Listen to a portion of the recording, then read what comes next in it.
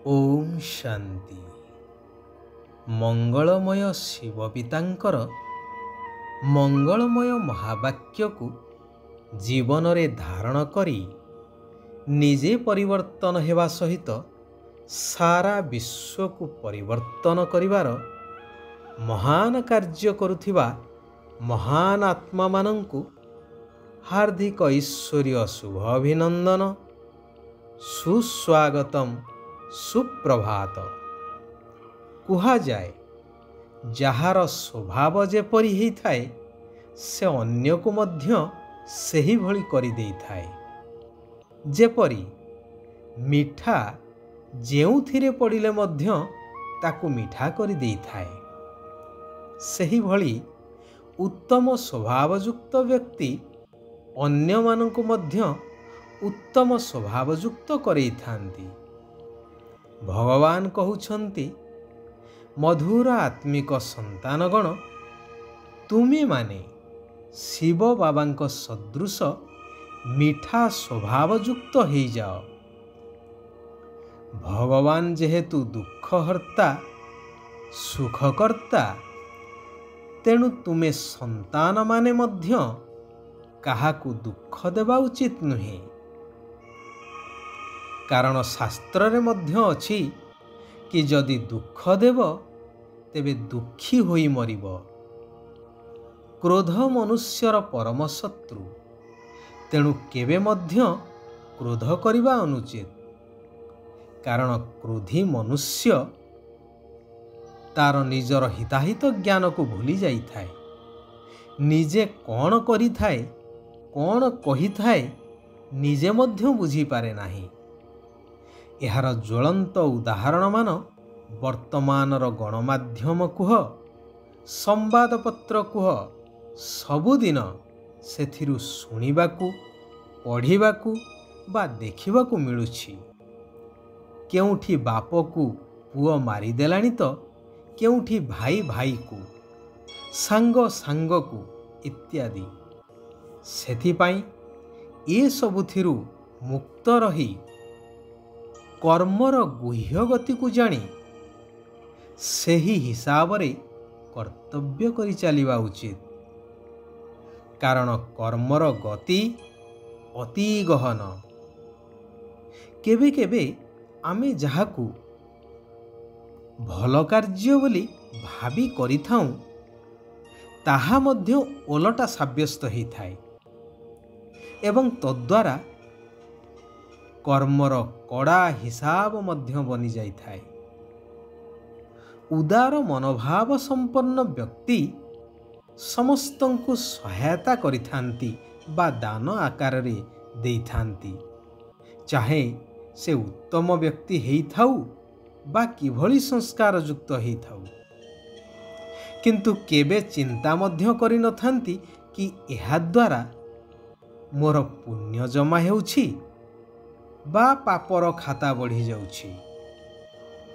कुहा जाए जेउ जिनिस बा कथा निजकु पसंद नुहे ताहा अन्य प्रति मध्य सर्वथा अनुचित।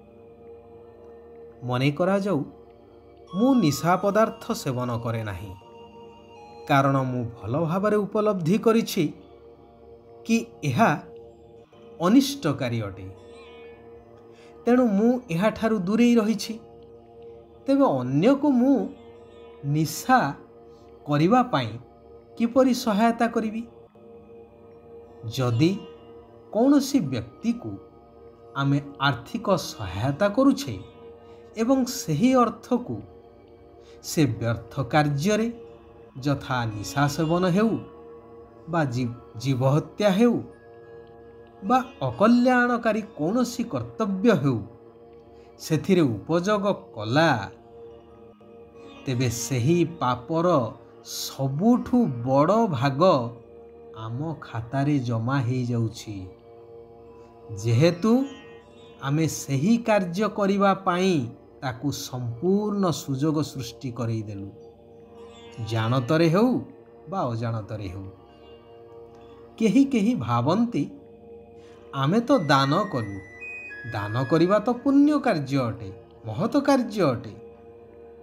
ତେବେ ଏହା ଭାବିବା ମଧ୍ୟ ଆମର ଅଦୂରଦୃଷ୍ଟିତା ବା ଅଜ୍ଞାନତାକୁ ପ୍ରମାଣିତ କରୁଛି। ସେହି ଶାସ୍ତ୍ରରେ ମଧ୍ୟ ଉଲ୍ଲେଖ ଅଛି, ଦାନ ପାତ୍ର ଦେଖି କରିବା ଦରକାର। ପୁନଶ୍ଚ ଉଲ୍ଲେଖ ଅଛି, ଦାନ ଦେଲେ ଧନ ବଢ଼େ। ଏଠାରେ ଆପଣମାନେ ବିଚାର କରନ୍ତୁ, ଦୁନିଆରେ ଏମିତି କିଛି ସ୍ଥୂଳ ଜିନିଷ ବା ଧନ ଅଛି ଯାହା ଦାନ କଲେ ବଢ଼ିଯାଏ? ଦାନ କରି କରି ସରିଯିବ କିନ୍ତୁ ବଢ଼ିବ ନାହିଁ। କେବଳ ଏକମାତ୍ର ଜ୍ଞାନ ଧନ, ଯାହା ଯେତେ ଦାନ କରିବ ତାହା ସେତେ ବୃଦ୍ଧି ହୋଇ ଚାଲିବ ଏବଂ ଯିଏ ଗ୍ରହଣ କରିଥିବ ତାର ମଧ୍ୟ ଜୀବନ ସାର୍ଥକ ହୋଇଯିବ ଜନ୍ମ ଜନ୍ମାନ୍ତର ପାଇଁ। ଏହା ହିଁ ବାସ୍ତବିକ ମହାଦାନ, ସଚ୍ଚା ଦାନ, ଯାହା ମହାପୁଣ୍ୟର କାର୍ଯ୍ୟ କରିଥାଏ। ବାକି ସଂସାରରେ ଜନ୍ଦା ପିମ୍ପୁଡ଼ି କୀଟ ପତଙ୍ଗ ଯଦି ନିଜ ନିଜର ପ୍ରତିପୋଷଣ କରିପାରୁଛନ୍ତି, ତେବେ ମନୁଷ୍ୟ ତ ଶ୍ରେଷ୍ଠ ପ୍ରାଣୀ। ସେ ଶ୍ରେଷ୍ଠ ପ୍ରାଣୀ ହେଇ ଏହା କ'ଣ କରିପାରିବ ନାହିଁ? ସେମାନଙ୍କ ସହିତ ଦେଣ ନେଣ କରି କର୍ମର ହିସାବ କିତାବକୁ ଅଯଥାରେ ଲମ୍ବା ଚଉଡ଼ା କରିବାର ଆବଶ୍ୟକତା କ'ଣ ଅଛି?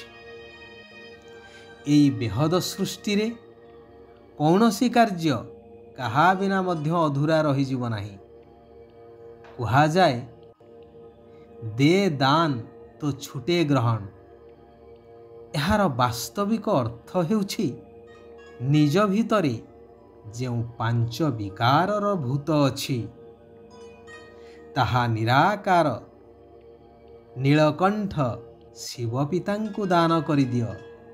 ତେବେ ଜନ୍ମ ଜନ୍ମାନ୍ତରର ପାପର ଗ୍ରହଣ ଯାହା ଆତ୍ମାରେ ଜମି ରହିଛି ତାହା ସମାପ୍ତ ହୋଇଯିବ।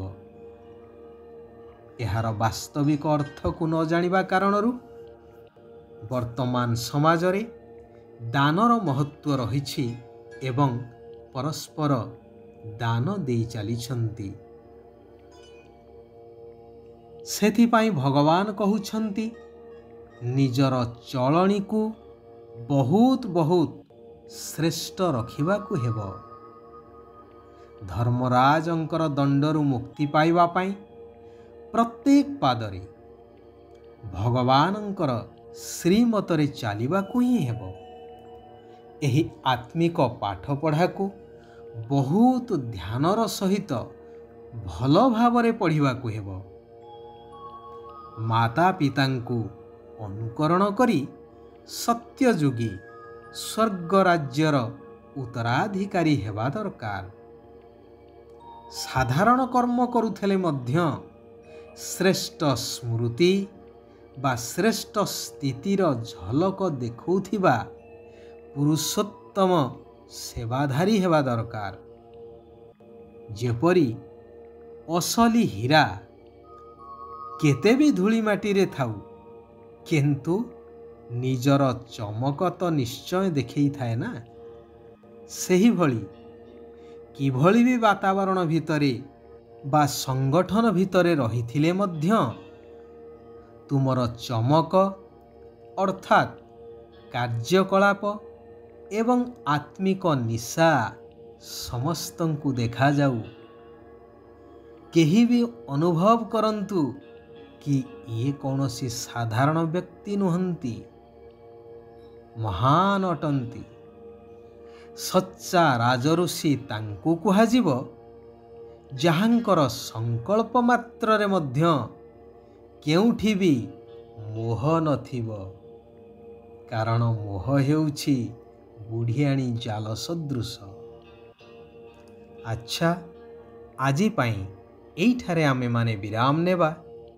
ଆସନ୍ତାକାଲି ପୁନଶ୍ଚ ସେହି କଲ୍ୟାଣକାରୀ ପରମାତ୍ମାଙ୍କର ଆଉ କିଛି କଲ୍ୟାଣକାରୀ ମହାବାକ୍ୟକୁ ଶ୍ରବଣ କରି निज जीवन रे धारण करिबा, निजे परिवर्तन हेबा सहित सारा विश्व को परिवर्तन करिवार कार्य रे सहयोगी हेबा। ओम शांति, ओम शांति, ओम शांति।